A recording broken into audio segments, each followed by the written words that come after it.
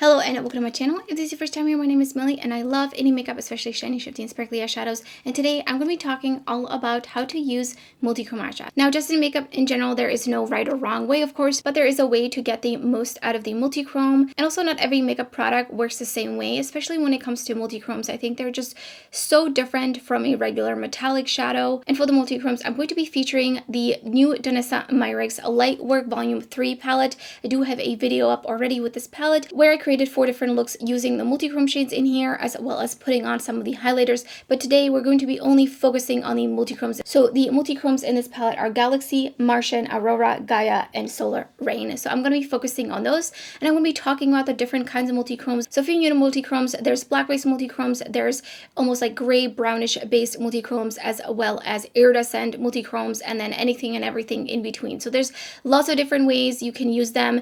You can definitely layer them. I think this is really what this palette is about. It is an artistry palette. Danessa Myricks is an amazing makeup artist and she does a lot of editorial looks. However, if you want to be able to see a multi-chrome on the lid, I recommend using only one shade at a time, specifically the black-based multi-chromes, which is Galaxy, Aurora, and Gaia. But you can of course layer, but just keep in mind the more multi-chromes, the less you're likely going to be seeing all the shifts, but you're still going to see like a lot of dimension. They still look totally different than if you were layering just plain old metallics. So I'm going to be showing you a demo on how I created this look, and I'm going to be just going really in depth on explaining the difference between the black-based multi-chromes and then the other multi-chromes, which is Martian and Solar Rain, which I think this is going to be helpful. If you got this palette and this was your first experience with multi-chromes, then definitely just keep on watching. So there are different multi-chrome formulas out there. I'm only going to be talking about the ones that are in this palette for now. So these 3 shades, we have Galaxy, Aurora, and Gaia. And these are the black-based multi-chromes. And the reason being is these are the darkest of the multi-chromes because they do have a black base. These are very jeweled, very opaque. This will look like a darker metallic on the lid versus the other formula that's in here. So I'm taking a clean brush and I'm just gonna feather out the edge of this, and you will see it will turn into a gray shadow because you're basically blending away the actual pigment and revealing the black base, which will really look like a dark gray. So these multi-chromes, you do not want to blend a lot. You want to go very, very lightly. Definitely wouldn't recommend this with just a lighter matte in the crease. This will cause a gray cast on whatever you have in the crease. So definitely would recommend more kind of medium toned eyeshadows right in the crease. So I blended out these other ones. This one I blended out the edge, and you can see it's just a little bit darker. It doesn't really just blend into pigment. There's just a little bit something going on. This one doesn't seem to have like as much of a black base as this one, especially when it's blended out. Next up are these 2 shades, and you can already see these look lighter. They look very bright. The shift might be just a little bit more subtle. So we have Martian at the top and Solar Rain on the bottom. And these 2 are somewhat similar in formula, but a little bit different. The Martian shade is definitely more opaque, but it does not have a black base. It has more of a almost slightly brownish base, but if you blend this out, nothing will happen. It won't muddy up the crease. And then the shade below it is basically almost an iridescent multi-chrome. It is just a little bit different from an iridescent because it is slightly more pigmented, but it is not as opaque as Martian. So this is what they look like blended out. You can see they really keep the sheen without turning gray. You just see really the pigment blended out, and it looks even more transparent. These work great with any sort of matte in the crease because you have that freedom of blending it into it. The really cool thing about these shades is you can layer them over darker mattes. So here is a black hole under Martian and Solar Rain. You could also do a dark green, dark blue, dark red, and these will actually bring out that shift in the shadow. So if I had put red underneath Solar Rain, it would really bring out the red tone, but the black is a nice neutral option. So you can just see how much more these pop. And this you can also do with iridescent multi-chromes. As for pairing multi-chromes with mattes, this is Galaxy,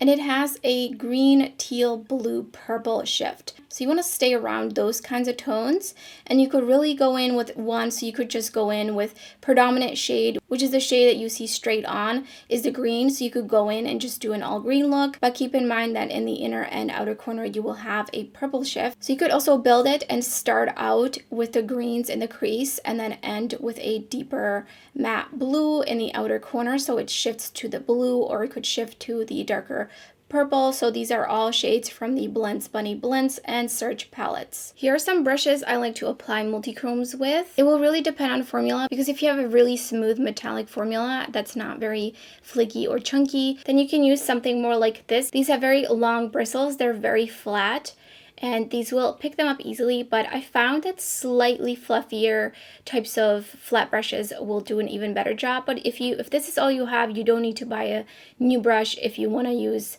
multichrome eyeshadows, especially if you have some of these really smooth shades that are in this palette. So when I say fluffier flat brushes, this is what I mean. This is the Rephr 28 brush. Then we have the Hakuhodo BJ04G. Another Rephr brush, this is 21. BK Beauty 203, What's Up Beauty R106, and Rephr 02. This one is definitely like on the shorter side of bristles, so this one you won't cover as much area as you might want. You won't get a really precise application in terms of if you're trying to do like a cut crease and you're trying to stay within the line and have a nice crisp line. Same with the BK Beauty. This one is just really nice for picking up slightly flakier formulas as well as very metallic formulas, but it's really great for flaky formulas. And so then these three brushes, as you see, they have a taper at the end, so these are great for when you're doing a full cut crease or half cut crease and you're trying to get a nice sharp line. These are definitely for that, but they do have just a little bit of fluff to them. As you can see, they're not completely flat like this other brush that I just showed you, as well as the bristles are a little shorter down here as well, so they're not all the same length throughout like the other two brushes. So I picked up Galaxy on this Rephr 28 brush, and I sprayed it a little bit, so this is going to be the demo of just wetting your brush. If you do not have oily or hooded lids and you have no issues with creasing, you can definitely just spray your brush after picking up the shadow with some water to really foil it, or you can go in with your finger.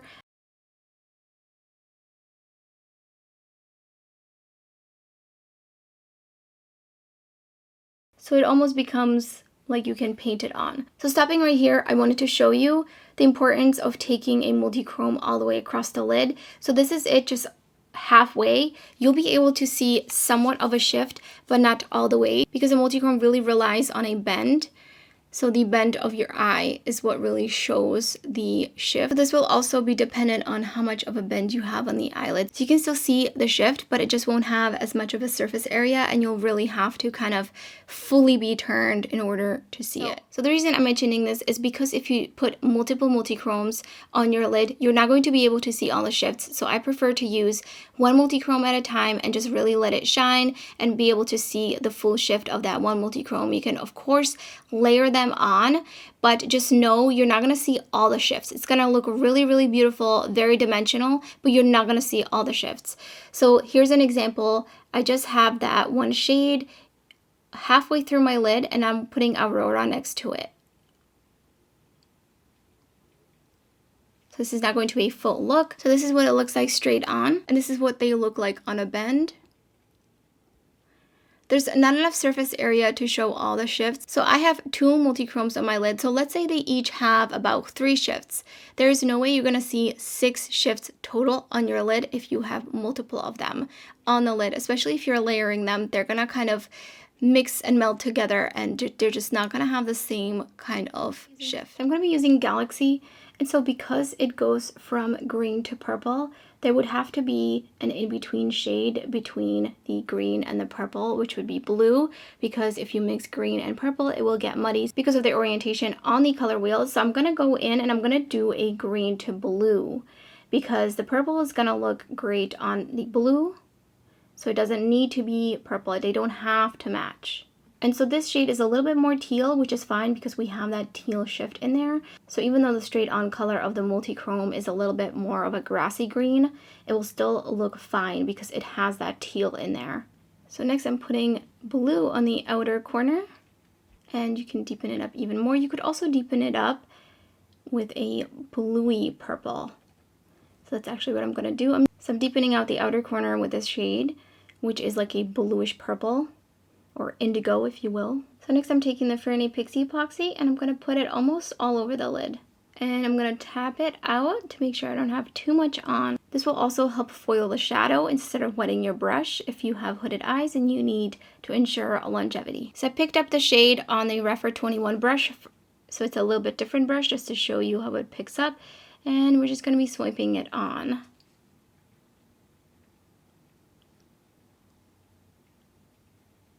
I'm going to take it almost all the way basically. So as you can see, there's a little bit of a harsh line right here. So I'm going to take this really small fluffy brush and I'm just going to very gently blend it into the crease without revealing too much of the gray black base. And as you can see, that looks really, really nice, very jeweled, very dark, almost like a smoky eye.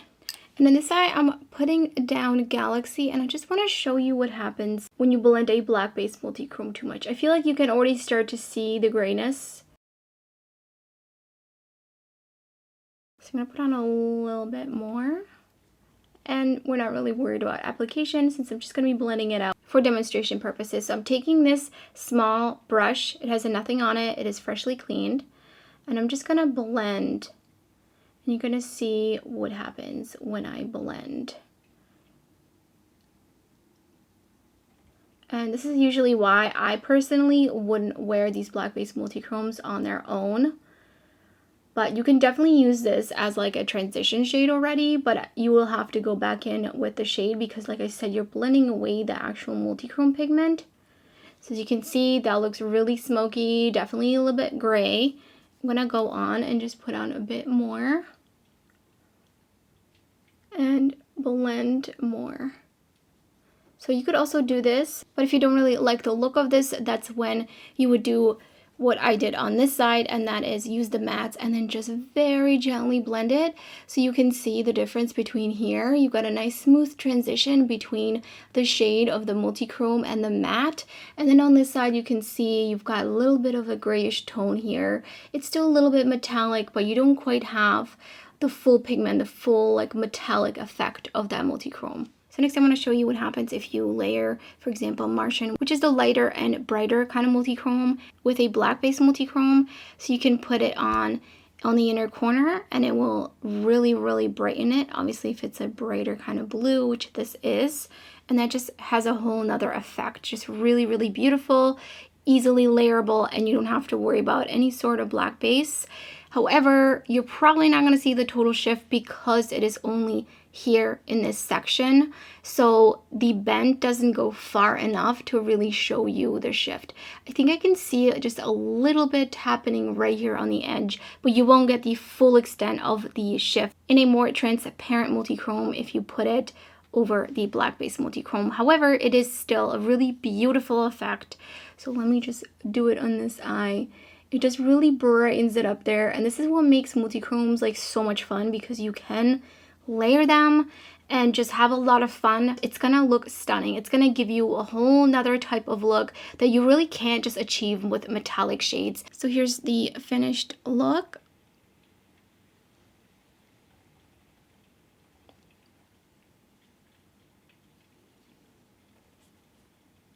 So I really hope that those tips and tricks were helpful, and if you have any further questions about multichromes and using them and pairing them with mattes, definitely leave them down in the comments below. And keep in mind, this is not the like one way and right way to apply multichromes. Go ahead and have fun with them, layer them as much as you want. This is just like a guide if you feel like sometimes you just want to appreciate one multichrome all over the lid and see their shifts in all their glory. And if you're interested in more multichrome content, I have lots and lots of videos. I have lots of tutorials, swatch comparisons, just anything and everything that has to do with multichrome. So that's everything for this video. If you enjoyed it, don't forget to give it a thumbs up, and if you're new to my channel, I would love it if you subscribe. There's so much indie makeup content uploading my channel and much more to come. You don't want to miss out. So thank you so much for watching, and I hope to see you next time.